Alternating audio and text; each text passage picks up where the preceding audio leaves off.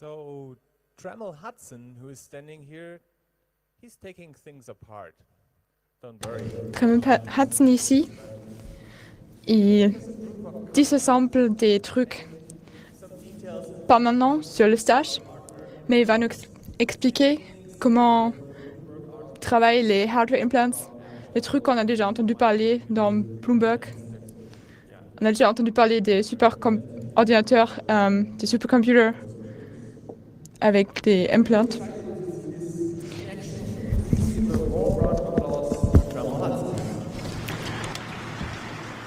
Vos applaudissements pour Trammell Hudson.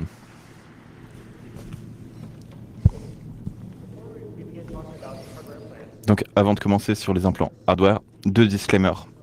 Le premier de mon employeur. Donc, comme sur les barres de chocolat, c'est pas un avis d'investissement. Et de 2, en fait, je ne sais pas quelle est l'histoire derrière l'histoire de Supermicro. Bon, il y a quand même des sources. Mais j'ai passé beaucoup de temps à réfléchir aux implants hardware, à commencer avec l'attaque Vendor Strike contre les firmware des MacBook, et la suite qui écrivait directement le firmware des MacBook. Et j'ai aussi pensé à la défense contre les implants hardware pour avoir des laptops légèrement plus sécures. Et aussi dans le cadre de mon projet sur le boot Linux, j'ai réfléchi à comment protéger les serveurs contre les attaques software, matériel et logiciel. Donc, avec tout ça, je me suis concentré sur les attaques sur le firmware et ce genre de choses. Et du coup, l'histoire de Bloomberg en octobre m'a excité. Et le truc sympathique, c'est l'image animée dans l'entête qui montre l'endroit sur la board où est l'implant. Et ce qui est intéressant, c'est que c'est exactement où moi j'en installerai un sur le bus SPI. Il y a beaucoup d'autres gens dans la communauté de la sécurité hardware et software qui ont dit que c'était plausible. D'autres personnes ont dit que les attaques sur la supply chain étaient définitivement quelque chose dont il fallait se soucier. Quelqu'un a dit que l'attaque telle qu'elle était décrite était totalement implausible. Et en gros, on a un moment what the fuck. Tout le monde essaie de déterminer s'il se passe un truc à l'intérieur de sa machine. Donc, si on prend un peu de recul et qu'on examine les allégations clés. Ils ont dit que les testeurs de chez Amazon avaient trouvé un petit circuit dans la board qui n'était pas dans le design et qui avait été déguisé pour ressembler à un coupleur de conditionnement de signal, et que ces puces illicites étaient connectées au BMC, au contrôleur de management de la carte mère, ce qui leur permet d'avoir accès même à des machines éteintes. Et c'est en fait ce à quoi sert le BMC, démarrer les machines. Dans la plupart des serveurs, le BMC est allumé à chaque fois que le serveur est connecté à l'électricité. Et donc il peut allumer et éteindre la machine. Et en général, on a envie de pouvoir faire ça sur le réseau. Donc il a sa propre interface réseau. Et il peut aussi partager l'interface réseau avec le système principal.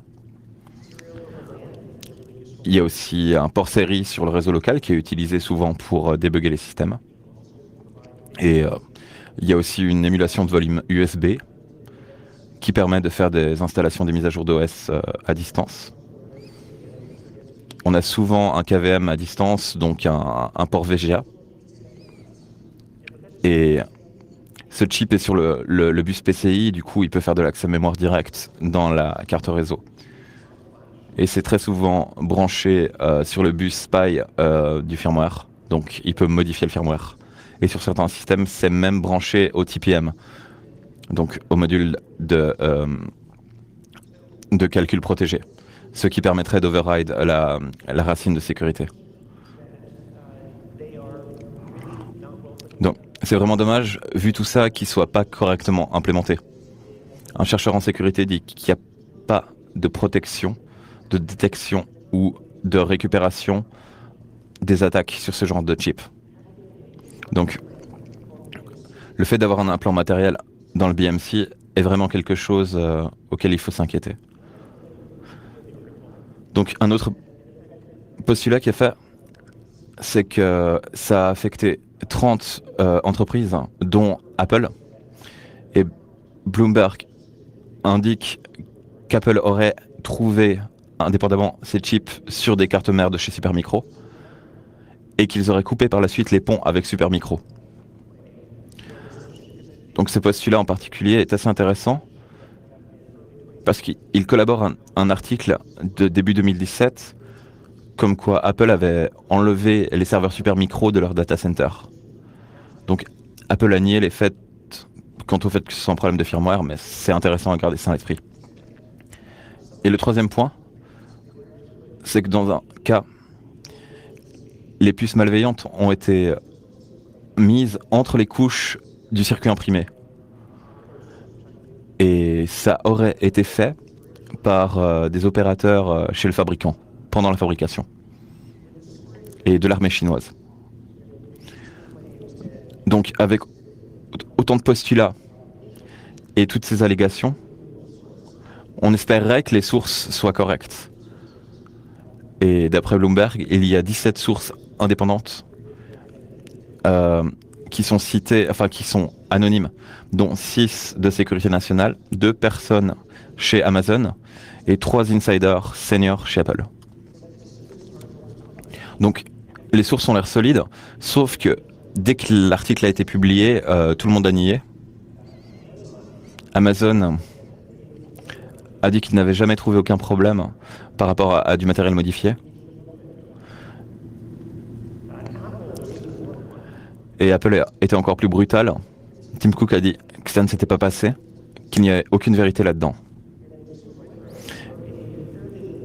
Donc Supermicro a répondu dans une lettre assez longue sur comment ils protègent leur chaîne de fournisseurs et pourquoi ils pensent qu'il n'y a pas eu d'attaque. Et c'est intéressant de regarder certaines choses qu'ils disent faire pour protéger leur supply chain. Donc, notamment, s'il y a une altération physique non autorisée pendant la fabrication, d'autres éléments du design ne seraient pas adaptés. Donc, pour comprendre comment on fait des circuits intégrés, depuis que j'ai visité une fabrique de PCB en Chine, où notamment Supermicro fabrique, petite photo de vacances. Donc pour ajouter des VIA, il faut qu'il modifie le plan de découpe et les plans d'électroplaquage. Donc il faudrait qu'il modifie le masquage et qu'il modifie l'etching, la manière dont c'est raboté. Et chaque tentative de modifier ça serait vue lors de l'inspection optique qui est faite sur chaque circuit imprimé. D'autre part, les allégations comme quoi on pourrait rajouter des choses entre les couches du circuit impliqueraient qu'on pourrait subvertir le processus de lamination des circuits imprimés. Et si ça change l'activité du système, tous les dispositifs de test s'en rendraient compte. Notamment des tests qui vérifient qu'il n'y a pas de court-circuit, qui vérifient que tout ce qui est censé être connecté est électriquement connecté. Donc, ce serait assez difficile de modifier le process de production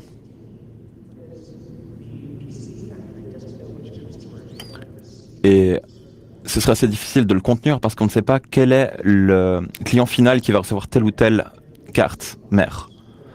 Supermicro dit que pendant le processus d'assemblage, ils ont des employés tout le temps présents sur le site. Et d'ailleurs, j'ai visité les compagnies d'assemblage, j'ai discuté pendant mes vacances, et j'ai parlé avec des gens qui font ça sous contrat. Et eux aussi, ils disent qu'ils envoient leurs employés sur la chaîne de production pour observer les machines de pick and place, le reflow et comment sont assemblés les composants. Et leur grosse inquiétude, c'est que s'il n'y a pas quelqu'un, les pièces qui sont mises dans la pick and place seraient remplacées soit par des contrefaçons, soit par des pièces recyclées. j'ai visité un marché d'électronique où des gens dessoudent et trient les pièces et revendent les pièces dessoudées au kilo. Et si vous ajoutez un peu d'argent, ils les mettront sur des rails et du coup, vous pouvez économiser quelques centimes sur votre process de production. Et une autre inquiétude qu'ont ces entreprises, c'est pas juste les pièces récupérées, mais les contrefaçons. Spécialement pour les trucs qui coûtent plus de 3 dollars pièce. La communauté Arduino a été frappée il y a quelques années avec pas mal de chips contrefaits de chez FTDY, où la construction interne était totalement différente.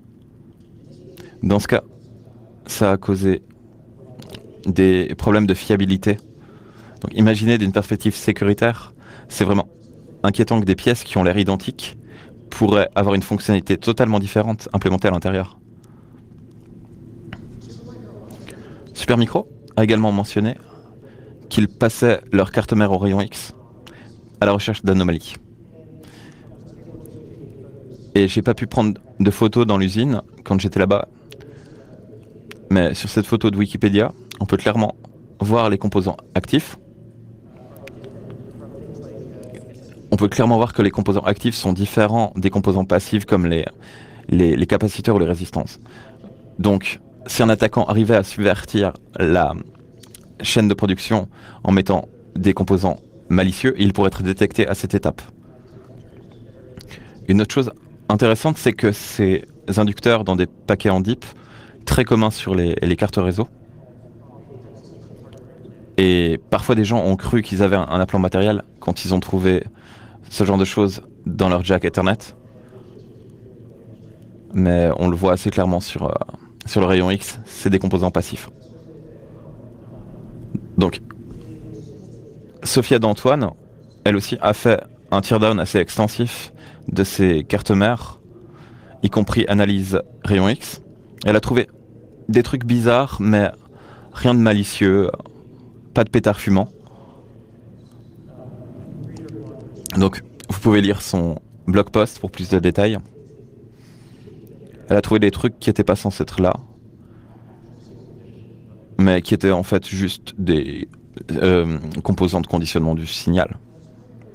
Donc, dans l'aide de Supermicro, ils disent qu'ils font vraiment tout en sorte pour que le processus de fabrication et d'assemblage et de vérification sont correctement faits et qu'il serait difficile de circonvenir à leur sécurité d'une manière réaliste. Mais c'est pas seulement le seul endroit où ça se produit. On sait que les agences de sécurité nationale interceptent le matériel informatique et qu'ils ont leur TAO, les opérations d'accès sur mesure, où ils ouvrent les ordinateurs, ils installent des implants hardware, ils recèlent les emballages et ils les laissent continuer leur chemin jusqu'au destinataire. Et la NSA a un catalogue d'implants hardware, comme cet implant JTAG, des ports Ethernet avec des ordinateurs embarqués, ou des implants spécifiques au firmware pour le SMM de certains softwares, de certains serveurs. Et ils peuvent même faire de l'exfiltration à distance en radiofréquence. Donc ces opérations d'accès sur mesure sont vraiment idéales pour ce type d'attaque. Ça permet de contenir l'exploit à un seul client, de dissimuler le fait qu'il soit là, et aussi de couvrir le fait de déterminer à quel moment les choses ont mal tourné. Donc si vous trouvez un truc bizarre dans votre ordinateur, vous avez tendance à penser que ça s'est passé à l'usine.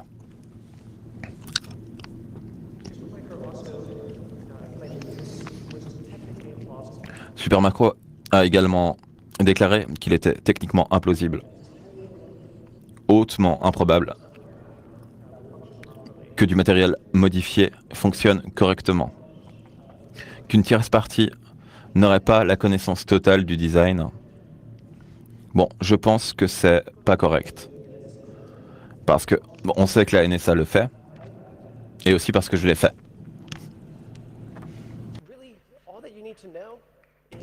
En réalité, la seule chose à savoir, c'est que c'est des composants assez communs. Cette flash, On peut trouver le datasheet sur internet et voir exactement comment c'est câblé sur le système. Et la seule chose à savoir pour communiquer avec le BMC, c'est quel est le pin de sortie série de ce composant. Donc, la flash du BMC est connectée au CPU du BMC via la sortie série et elle passe via un résisteur en série, une résistance en série, et c'est là que je mettrai mon implant.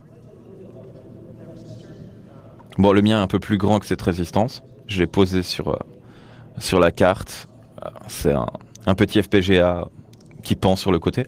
Mais ce serait plausible de le mettre dans quelque chose de tout petit. En réalité, un ARM M0 moderne rentre dans l'espace de 2 transistors d'un 6510 des années 80. La loi de Moore nous permet de mettre énormément de processeurs dans très très peu d'espace. Donc un résistor, une résistance 0603, on pourrait mettre un Cortex M0 à l'intérieur et ce CPU serait suffisamment puissant pour ce système. Mais le problème, c'est qu'on n'a que 2 pins et en général, on en a besoin de 6. Et en plus, on n'a ni alimentation, ni terre. Donc on doit passivement alimenter via le signal. On n'a pas le chip select, le signal de sélection de la puce. Donc on ne peut pas savoir à quel moment on parle au chip. On n'a pas le pin d'entrée série. Donc on ne sait pas si on est en train d'envoyer des trucs ou de lire des adresses. Et on n'a pas d'horloge. Donc comment est-ce qu'on se synchronise à l'horloge? Ça, c'est à voir. Enfin, on n'a pas la possibilité de modifier la donnée arbitrairement. On peut juste déconnecter le pin, donc transformer un 1 en 0, mais pas un 0 en 1. Donc avec toutes ces limitations, on peut quand même faire des trucs assez intéressants. Retrouver l'horloge, c'est simple, on peut regarder les données qui passent et trouver la plus courte transition de bits entre 0101 ou 1010 pour estimer la vitesse d'horloge. Ce qui nous permet de reconstruire le flux de données.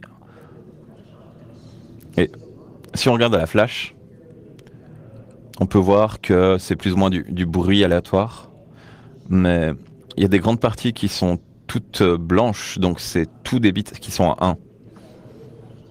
Donc si on regarde l'organisation de la flash, on peut voir qu'il y a le bootloader U-boot, donc c'est un exécutable. C'est un peu difficile de le modifier de manière utile. On a un noyau, on a le root file system qui sont tous les deux compressés. Du coup, ils ressemblent à du bruit aléatoire. Mais la mémoire non volatile est un système de fichiers JFFS2. Et ce système de fichiers fait 3 mégaoctets, est essentiellement vide. Et tout cet espace vide, c'est des FFFF, c'est tout des 1.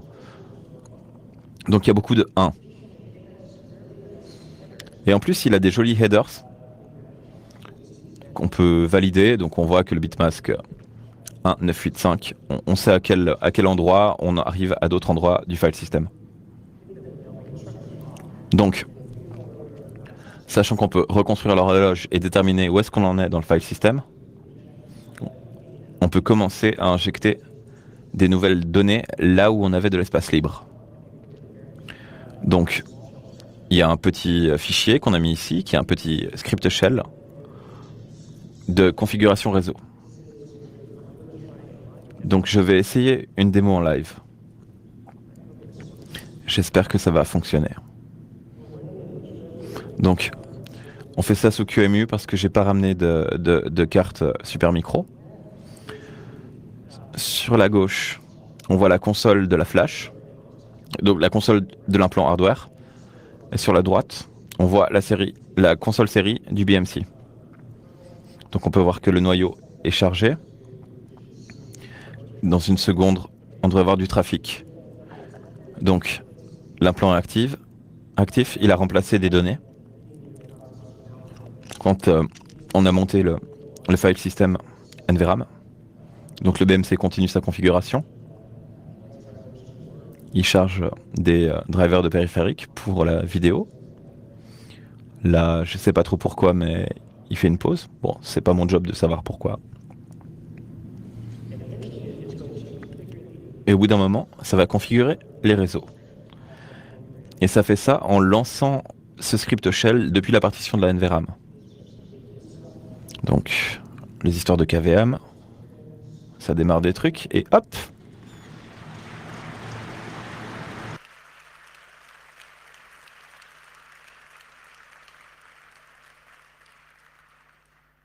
Okay, so luckily we got to that point without me having to fake the demo. In the hardware... Ok, donc on n'a pas eu à faire un fake, la démo a marché. Donc, sur le matériel, c'est pas très fiable, mais ça fait jamais crasher la machine. Et du coup, c'est bien, ça nous permet de camoufler l'activité, on peut pas vraiment savoir quelle machine est infectée. Donc c'est pas très fiable, mais bon, 2 sur 3. Si on va un peu plus loin dans le boot, ça nous affiche un message, et si on appuie sur Enter, bah on a un accès shell et on a un accès root sans mot de passe sur le BMC. Et ça, c'est beaucoup plus simple que s'amuser avec le bus spy. Donc, je sais pas où est le port série sur le Super Macro, mais sur une autre carte mère de serveur, j'ai pu programmer un oscilloscope et trouver où était la console série du BMC. Et c'est le même code, on appuie sur Enter et on peut lancer des commandes en route.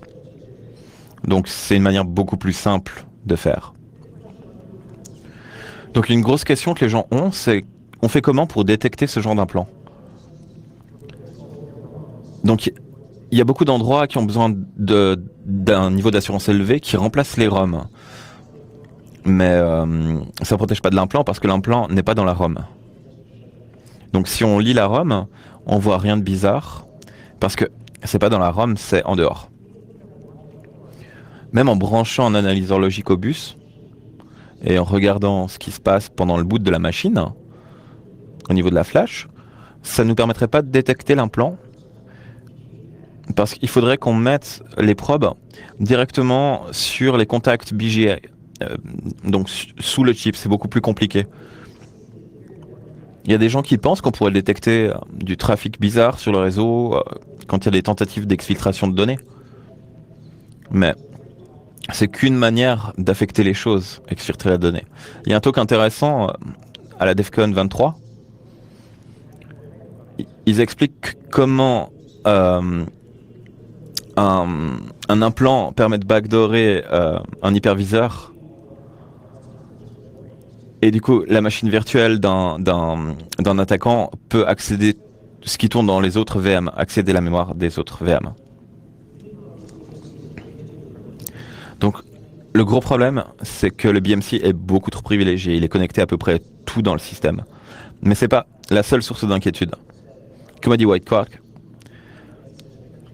nos PC sont juste quelques périphériques embarqués dans un joli manteau. Et une bonne partie des chips sur votre carte mère ont du firmware. Et peut-être sur le Super Micro, même les résistances ont un firmware. J'ai trouvé des firmware dans les alimentations sur lesquels on pourrait trouver de l'exécution de code. Mais ça explique la complexité des systèmes actuels. Et c'est pas des attaques à $1 million, c'est du hardware à $5 qui devrait vous inquiéter. J'aime beaucoup les notes du NIST parce qu'elles nous permettent de penser à nos systèmes de manière davantage holistique.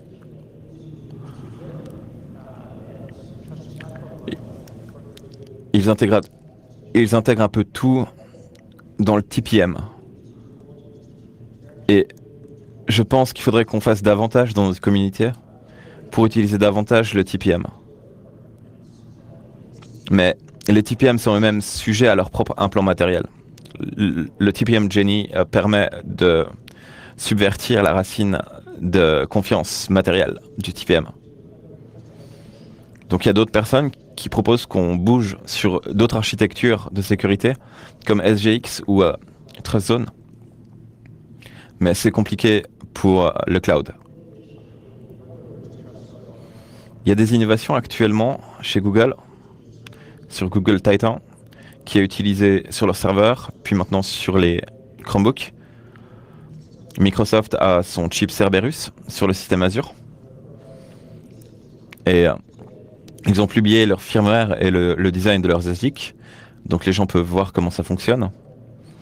D'autres entreprises comme Apple ont aussi fait des choses avec le T2 par exemple, qui est une puce vraiment merveilleuse pour sécuriser, mais au détriment de la liberté des utilisateurs.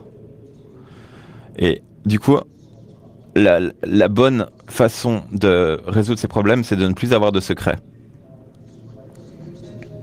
Donc, à la différence de ce qu'a dit le patron de Supermicro, c'est pas le fait d'avoir audité le design de la motherboard qui la rend mieux sécurisée.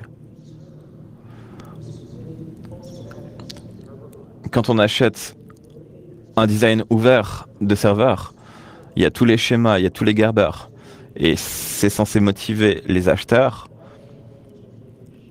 pour être confiants que tout est en ordre, tout est au bon endroit. Donc mon collègue sur le projet Linux Boot pense que utiliser Linux comme firmware nous permettrait de faire un pas en avant vers des systèmes plus sécurisés et plus résilients. Et du coup, on a un spin-off de Linux Boot qui est MicroBMC, qui utilise les outils de Linux Boot pour compiler un firmware de BMC. C'est des builds reproductives, ça peut fonctionner avec des attestations. C'est écrit dans des langages memory safe, comme Go. Et on a jeté toutes les vieilles fonctionnalités qui sont la source de bon nombre de vulnérabilités de sécurité. Bon, est-ce que ça s'est passé? Je ne sais pas. Est-ce que c'est techniquement possible? Je pense.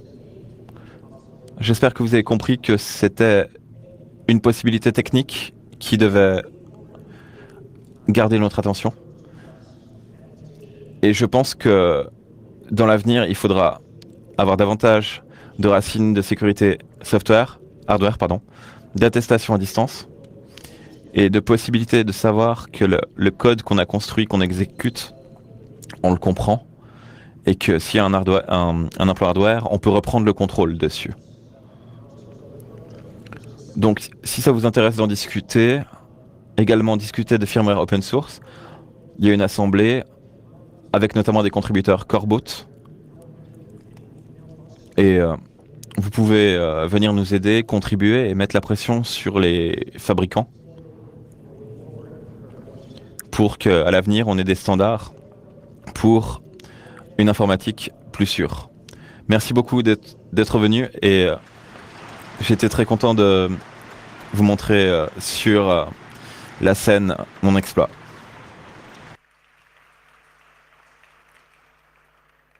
Great talk. Thank you very much, Trammell. We have 10 minutes for questions. So On a 10 minutes pour les questions. Si vous avez des questions, allez-y au microphone pour les poser. questions from the internet. So any questions? Microphone number 3. Microphone numéro 3. Bon. Ma question, c'est quoi votre opinion sur le OpenPBC-based Taylor Systems? Donc c'est la question sur les systèmes Talos Power9. Power9 est une architecture vraiment intéressante. Ça utilise un firmware ouvert qui s'appelle Peliboot, qui est similaire à Linux Boot. Je suis fan, il y a plein de gens dans la communauté qui sont assez excités là-dessus. J'espère qu'il y aura davantage de systèmes Power9 qui vont sortir à l'avenir. Et par ailleurs, le RISC-V, c'est aussi intéressant. je pense qu'avoir des processeurs open source, c'est vraiment un moyen de renforcer notre assurance que nos systèmes sont bel et bien ce qu'on pense qu'ils sont. Number 2. Merci, microphone numéro 2. Merci pour votre conférence.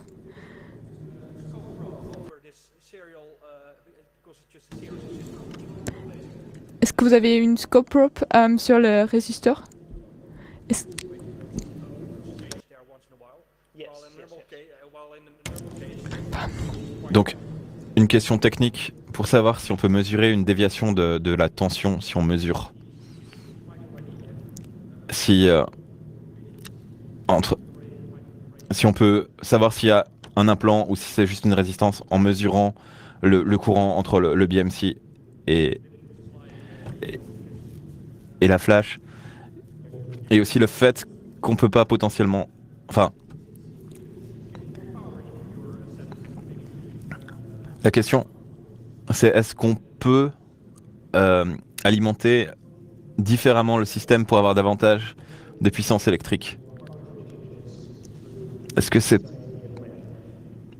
possible de faire davantage de modifications arbitraires?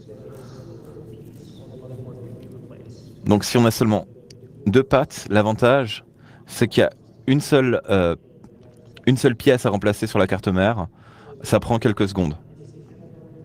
S'il y a plus de pattes sur le composant, alors oui, on peut avoir plus de puissance électrique, on peut faire des choses plus intéressantes, mais c'est davantage de changements à faire au niveau de la carte mère.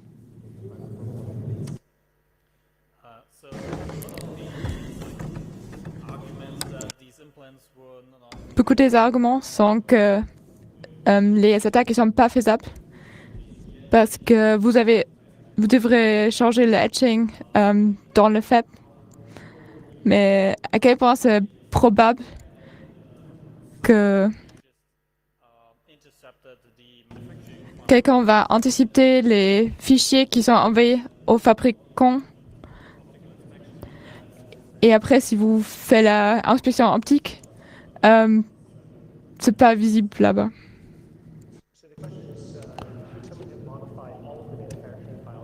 Donc est-ce que ce serait possible pour quelqu'un de modifier tous les fichiers qui sont envoyés à l'usine? C'est une possibilité, mais c'est aussi très probable que ce serait détecté par Supermicro. Dans de nombreux cas, vous n'avez pas envie de faire confiance à votre fabricant pour le tester.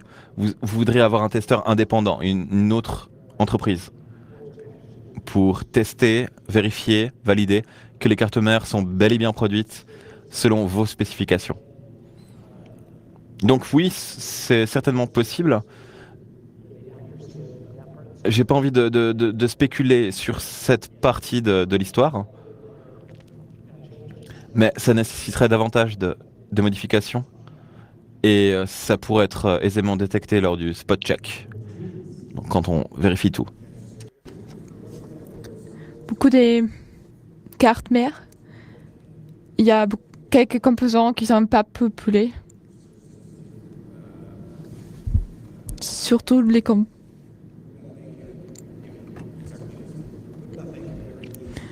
Est-ce que ce serait pas facile de juste mettre quelque chose là-bas sur les composants qui sont pas populés? Et c'est impossible de détecter ça parce que le board lui-même il n'est pas changé, la fonctionnalité n'est pas changée. Donc Supermicro a mis beaucoup de contacts supplémentaires sur sa carte mère. Sur celle-là en particulier, ils ont des chips de flash pour du 8 pins et pour du 16 pins qui sont en parallèle. Donc en gros, en fonction du chip le moins cher, au moment où ils font la board, ils vont mettre l'un ou l'autre. Donc c'est pour ça que quand on a la position de ce cercle sur ce schéma, au niveau du pin de sortie de données, c'est assez intéressant quand même. Est-ce que ça répond à la question?